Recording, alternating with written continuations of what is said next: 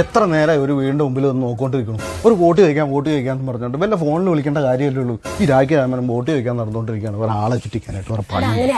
പിന്നെ അങ്ങനെ ഓരോരുത്തരും വീട്ടിൽ ചെന്ന് അവരെ നേരിട്ട് കണ്ട് വോട്ട് ചോദിക്കണം. എൻ്റെ പൊന്നമ്മ, ഇതെല്ലാം കഴിഞ്ഞ് നേരിട്ട് വോട്ട് ചോദിച്ചാൽ ഇതെല്ലാം കഴിഞ്ഞ് ഒരു രാഷ്ട്രീയക്കാരെ തെറിയും പറയും. ഞാൻ എന്തായാലും ജയിക്കും. പിന്നെ എന്തിനീ ആൾക്കാരുടെ പുറകെ നടക്കേണ്ട കാര്യം? രാഷ്ട്രീയമൊക്കെ ആകുമ്പോൾ അങ്ങനെയൊക്കെ ഇരിക്കും. പണിയില്ല ആളെ ചുറ്റിക്കാനായിട്ട്. അതെ, എൻ്റെ മോൻ ഇലക്ഷനൊക്കെ ഉണ്ട്. അപ്പൊ അവനെ വോട്ട് ചെയ്ത് നിങ്ങളുടെ വീട്ടിലെ എല്ലാവരുടെയും വോട്ട് ചെയ്ത് അവനെ ജയിപ്പിക്കണം കേട്ടോ. ചേച്ചി, നമ്മുടെ ചിഹ്നം മറക്കരുത്, ഈർക്കലി കേട്ടോ. Okay, thank you.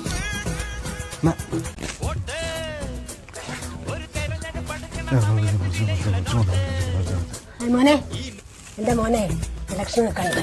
വോട്ട് ചെയ്ത് അവനെ ജയിപ്പിക്കണം കേട്ടോ. ചേട്ടാ, നമ്മുടെ ചിഹ്നം മറക്കരുത്, ഈർക്കലിയാണ്. ചേട്ടൻ്റെ കാലിലെ പിടിച്ച് ചെളിയൊക്കെ പറ്റിയിട്ടുണ്ടല്ലോ. എന്താ പറ്റി? കർഷകനല്ലേ ചേട്ടാ, ജീവിക്കണ്ടേ. കൃഷി ഇറക്കാൻ പോയതാ. അപ്പൊ കാല ചെളിയൊക്കെ ഉണ്ടാവും. എൻ്റെ പൊന്നു ചേട്ടാ, ചേട്ടൻ എന്നെ ജയിപ്പിച്ചു വിട്ട് കഴിഞ്ഞാൽ ചേട്ടൻ്റെ കംപ്ലീറ്റ് പാടവും നമ്മൾ ടൈലിട്ട് തരും. മനസ്സിലായോ? പിന്നെ ചേട്ടന് ചെളി പറ്റാണ്ട് സുഖമായിട്ട് കൃഷി ചെയ്യാം. ഓക്കെ, അപ്പൊ എല്ലാം പറഞ്ഞ പോലെ. എന്റെ പൊന്നു ചേച്ചി, ഇതുപോലെ ഉള്ളവങ്ങൾക്ക് നോട്ട് ചെയ്തേക്കല്ലേ. നമുക്ക് ആകെ ഒരു ഓട്ടമുള്ള അത് നോട്ട് ചെയ്താൽ നമുക്ക് കൊള്ളാം.